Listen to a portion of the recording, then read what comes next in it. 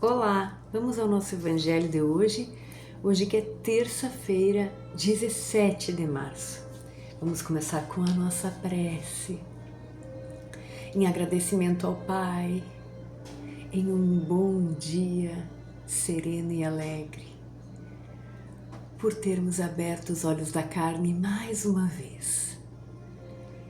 Pedimos ao nosso Mestre Jesus, esse irmão incansável, esse modelo que tanto nos ensina, nos afaga, nos orienta, que esteja conosco nessa jornada que se inicia, esteja no nosso coração, nas nossas mentes. Sabemos que está. Na verdade, o que pedimos, Pai, Mestre Jesus, é o fortalecimento da nossa fé e da nossa boa vontade, para vermos com olhos de ver, ouvirmos com ouvidos de ouvir toda esta beleza em que estamos inseridos. Pedimos aos espíritos amigos, o nosso anjo da guarda, espíritos protetores, que estejam também conosco, a nos inspirar os bons pensamentos, as boas ações. E Pai, se estivermos em sofrimento, pedimos força para passar por estes momentos. Mais uma vez, pedindo o fortalecimento da nossa fé e da nossa esperança, sabendo que o Senhor, que tudo sabe da hora certa, do momento certo de cada coisa, e nisso colocamos a nossa fé, a nossa espera. Fica conosco, Pai, Mestre e amigo, Espíritos de luz hoje e para todos sempre, que assim seja. Muito bem, vamos ao nosso Evangelho segundo o Espiritismo. Vamos a um estudo, a uma reflexão para o nosso dia de hoje. Vamos ver o que nos vem, que precisamos entender, que precisamos aprender.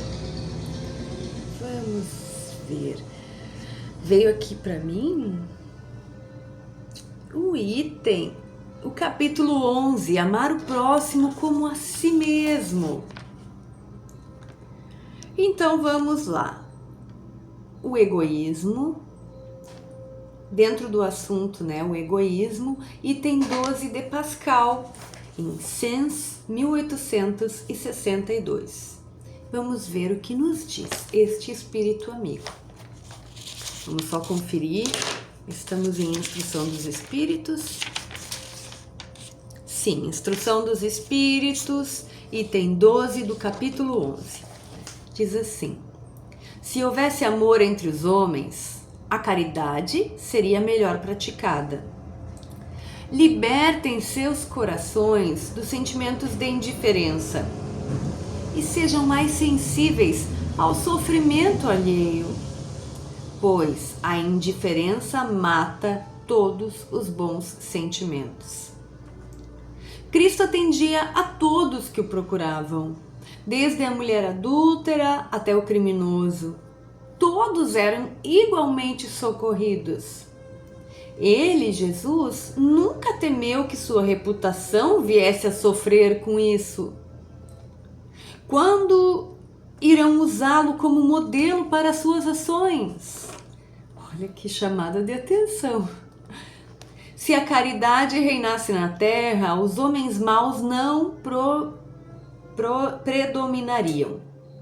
Eles fugiriam, envergonhados, e se esconderiam, porque em toda parte iriam sentir-se deslocados. O mal, então, desapareceria. Fiquem certos, bem certos disso. Iniciem dando o exemplo e sejam caridosos para com todos, indistintamente. Não se preocupem com aqueles que os desprezam. Deixem a Deus o encargo de fazer toda a justiça, pois a cada dia em seu reino, ele, Deus, separa o joio do trigo. O egoísmo é o sentimento oposto da caridade. Sem a caridade, não haverá paz na sociedade humana e nem segurança. Com o egoísmo e o orgulho andando juntos, a vida será sempre uma competição. Uma verdadeira luta de interesses, onde nem mesmo os laços sagrados de família e nem as santas afeições serão respeitadas. Meu Deus, que coisa mais linda, forte, profunda e verdadeira. Pascal vem nos trazer aqui neste capítulo amar o próximo, como nos amamos. Amar o próximo como a si mesmo, que é um mandamento de Deus. Então foi trazido lá por Moisés, já lá no início do que conhecemos, do que começamos a estudar, lá os 10 mandamentos já tinha amar o próximo como a si mesmo. Para vermos a importância desse ensinamento. E dentro desse capítulo, onde vem falando, os espíritos vêm falando sobre o egoísmo, Pascal, esse espírito de luz, vem nos falar com tão rapidamente, ele foi tão direto ao ponto para nos dizer que se houvesse mesmo caridade entre nós, ele está sugerindo que, se houvesse amor, a gente praticaria melhor a caridade. Nós já falamos outras vezes aqui sobre a caridade, como fazer a caridade, né? Nós falamos, tem algumas palavras que nós falamos muito. Algumas delas: amor, fé, caridade, Deus. Mas a gente não para muito para refletir sobre o que elas são de verdade. E nós já estamos adquirindo maturidade para fazer essa reflexão. A caridade é uma delas. Nós já falamos aqui outro dia sobre a caridade, como podemos fazer caridade com palavras, com pensamentos e com ações. E as ações não é construir uma casa. A ação é dar um sorriso. A ação é olhar para a pessoa que está parada na sinaleira pedindo algo. Isso começa por aí. O amor, nós temos que nos amar. Como que nós queremos nos amar se nós não nos respeitamos? Amor é ação, é construção. Esse amor vendido aí é utopia, não existe. O amor tem que ser construído, adquirido, com respeito. Então é isso que um pouco nós temos que começar a pensar. Então, se houvesse amor, a caridade seria melhor praticada. É isso que Pascal veio nos falar aqui. E ele fala da indiferença, né? Libertem seus corações da indiferença. O que é indiferença? Eu não posso fazer nada, então vou fingir que nem vi. Não é comigo, deixa que Deus resolva. E aí ele vem falar, é claro que algumas coisas Deus vai resolver, não te preocupa com isso, que Deus está separando o joio do trigo o tempo inteiro. Mas em nenhum momento tu, como filho de Deus, eu como filha de Deus, fui convidada a ser indiferente. Se eu não posso fazer nada, em nenhum momento eu não posso fazer nada, algo eu sempre posso fazer. Seja pelo pensamento, com uma prece, ou pelo menos não desejando mal do meu inimigo. Não consigo ainda, tenho muita raiva, muita angústia. Tenta. Pai, me desculpa, eu tô tentando não odiar. Tenta, vamos fazer um esforço. Então a gente sempre pode fazer algo. Agora, simplesmente dizer não tenho tempo para isso, não quero pensar nisso, isso é ser indiferente. E ele fala aqui que enquanto a indiferença tiver entre nós, não tem caridade, por consequência não tem amor. Não, vamos parar com o discurso bonito, porque discurso não faz nada. O que faz é ação. Estamos sendo chamados à ação. Chega de conversa. Chega de cinismo, às vezes somos cínicos, né? Ele diz aqui, ó, o egoísmo é o sentimento oposto da caridade. Nós somos egoístas, nós na verdade fingimos um sorriso, um amor e só estamos pensando em nós, se tá bom pra mim, se não tá bom. Se eu der um sorriso, olha, a gente pensa assim, se eu der um sorriso e parecer boa, eu posso odiar que tá tudo bem, mas a Deus a gente não engana. E tudo bem, mas aqui, se queremos que as nossas palavras e as nossas ações estejam condizentes com o que está no nosso coração, nós precisamos começar a fazer esta reflexão. E diz, iniciem dando o exemplo e sejam caridosos para com todos, indistintamente, com todos, começando em casa, consigo, com a família, no trabalho, sendo caridosos. Ah, mas eu não gosto, a pessoa não é boa comigo. Ser caridoso é ser educado, já tá ótimo, já começa muito bem, sendo respeitoso, entendendo que eu posso não gostar, posso não querer falar com a pessoa, não ter relações, mas isso não impede que eu dê um bom dia e que no meu pensamento eu pelo menos não queira mal a pessoa, já é um bom caminho. Vamos começar a pensar o que eu posso fazer hoje, todos nós podemos fazer algo. E é claro que esse ensinamento ainda é muito mais profundo do que essas poucas palavras que a gente pensou, que a gente falou aqui. Então fica o convite, quem quiser em casa, ler de novo, para si, fazer a sua própria reflexão mais profunda, se quiser conversar em casa sobre o assunto, ler com a família, ler com aquele amigo, com a mãe, com o pai, faça, porque nessas tão poucas palavras há tanto o que aprendermos. Vamos ao nosso livro dos Espíritos? Vamos lá?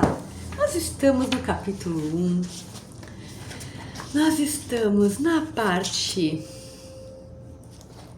capítulo 1, sim, primeira parte, pergunta 14, nós vamos entrar no assunto panteísmo e já começa aqui com uma observação de Kardec.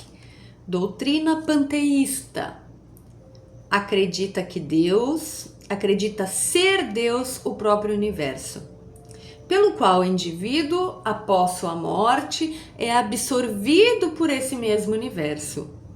Do grego pan, que significa tudo, e teos, que significa Deus.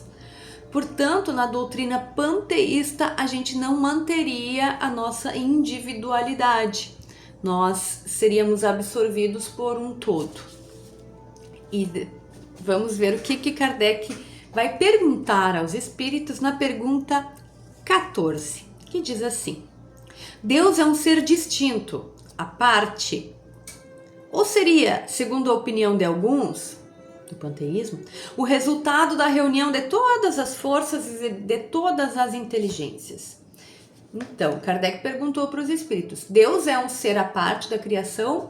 Ou a gente pode dizer que ele é um tudo, ele é um todo, uma mistura de todas as inteligências? Vamos ver o que os espíritos responderam. Se Deus fosse o resultado de alguma coisa, ele não existiria, porque seria a consequência e não a causa. Ele não pode ser ao mesmo tempo a causa e a consequência. O essencial é que Deus existe. Disso os homens não devem duvidar, e nem ir além para não se perderem num labirinto do qual não poderão sair. Essa procura não os tornaria melhores, mas talvez um pouco mais orgulhosos, porque vocês acreditam saber quando na realidade não sabem. Deixem de lado todas essas buscas inúteis. Existem coisas muito mais importantes com as quais deveriam se preocupar, a começar por vocês mesmos. Estudem as suas próprias imperfeições, a fim de se livrarem delas. Isso será muito mais útil do que querer penetrar no que é impenetrável.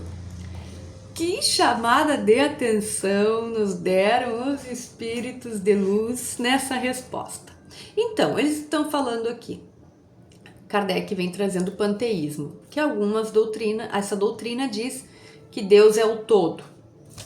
E aí eles vão dizer, se Deus fosse o todo, a junção de várias coisas, ele seria uma consequência, seriam consequências unidas. Então, quem seria a causa? O que seria a causa? Então, não pode Deus ser a união de coisas, não pode ser o todo. Deus é a causa primária, o criador de tudo. E aí, depois ele diz assim, não tentem entender algo que vocês não têm condições ainda. Não tentem, parem, porque vocês vão se perder em divagações que não vão levar vocês a nada. Se preocupem em estudar, sabe o que? Estão com vontade de estudar? Não como é que Deus é. Vão estudar suas imperfeições, isso que eles falaram aqui. Então, eu acho que eles estão certos, né? Antes da gente querer ficar preocupado que como Deus é, quem tá certo, quem tá errado a respeito de Deus, de Jesus, vamos estudar as nossas imperfeições. Aí depois que a gente estiver bem, já tiver tudo organizadinho aqui dentro, aí a gente se preocupa em estudar o que é Deus. Não temos nem como dimensionar, mas nós temos como agradecer a Ele por tudo que temos. Vamos encerrar. Pai, gratidão pela nossa vida, por esta existência e por mais este dia. Gratidão por este estudo, por todo o amparo dos espíritos amigos que nos acompanham, que nós queiramos eles por perto sempre e que nós queiramos nos tornar melhores. Que essa seja a meta do nosso dia de hoje. Fiquem conosco hoje e para todos sempre, que assim seja. Tchau, tchau.